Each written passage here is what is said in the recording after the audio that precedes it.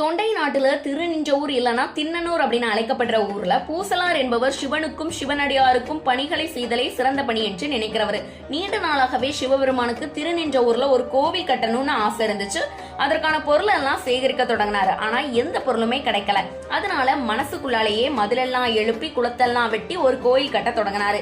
அதுக்கப்புறமா சிவபெருமான தன்னுடைய மனதில் வந்து அமர்வதற்கு ஒரு நல்ல நாள் பார்த்துட்டு இருந்தாரு. அதே நேரத்துலதான் பல்லவ மன்னரான காடவர்கோன் காஞ்சிபுரத்துல சிவபெருமானுக்கு கற்கோயில் ஒண்ணு கட்டியிருந்தாரு. சிவபெருமான கோயில்ல அமர்த்துவதற்கு முந்தைய நாள் இரவுல மன்னருடைய கனவில் சென்றார் ஈசன். என்னை நினைத்து திருநின்ற ஊர்ல பூசன் என்கிறவன் மனதுக்குள்ளாலேயே ஆலயம் கட்டி என்னை அங்கு நாளை அமர சொல்லி இருக்கிறான். அதனால நாளைக்கு நான் அங்க செல்கிறேன், உன்னுடைய கோவிலுக்கு இன்னொரு நாள் வந்து அமர்கிறேன் என்றார் ஈசன். கனவை கண்ட அந்த மன்னர் எழுந்து உடனே பூசலாரை பார்த்து கனவில் நடந்ததையெல்லாம் அவர்கிட்ட சொல்லி அவர் கால்கள்ல விழுந்து ஆசி பெற்றார் மன்னர். இது போன்ற தகவல்களை தெரிந்து கொள்ள நமது சேனலை சப்ஸ்கிரைப் செய்து வையுங்கள்.